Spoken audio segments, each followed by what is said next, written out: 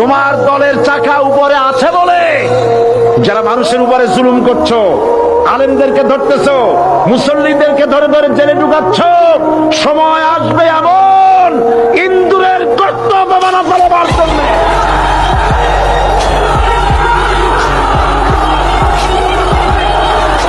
আধারে ভয় পেও না, আলো আছে আড়ালে, অন্ধকার পালিয়ে যাবে তুমি উঠে দাঁড়ালে।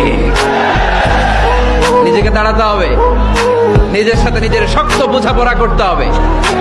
অন্যের দোষ খোঁজার সময় আমাদের নাই, চিল্লায় বলো ঠিক কিনা? তুমি যদি বাতিলের পক্ষে চলে লড়াই করতে প্রস্তুত হও, আমি হকের পথে থেকে লড়তে আমার কিসের ভয়?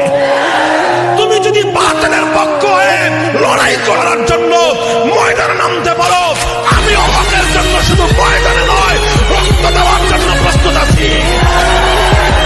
প্রতিটা যুবককে যেন আল্লাহ ডাক দিয়ে বলে, যুবক, গতকালকেও এক ওয়াক্ত নামাজ পড়লা না, আজও পড়তা না? আমি মালিকের একটা সেজদা দিতা না? আল্লাহ যেন ডাক দিয়ে বলে ফজরের ওয়াক্তে, আমার বান্দা আজও কি সেজদা দিবে না আমারে? আজও এভাবেই যাবে? কি তোমাকে বানাই নাই? আমি কি তোমাকে চোখ দেই নাই? আমি কি তোমাকে কান দেই নাই? আমি কি তোমাকে জবান দেই নাই? আমি কি তোমাকে দুইটা ঠোঁট দেই নাই? ইয়া আইয়ুহাল ইনসানু মা গাররাকা বিরাব্বিকাল কারীম।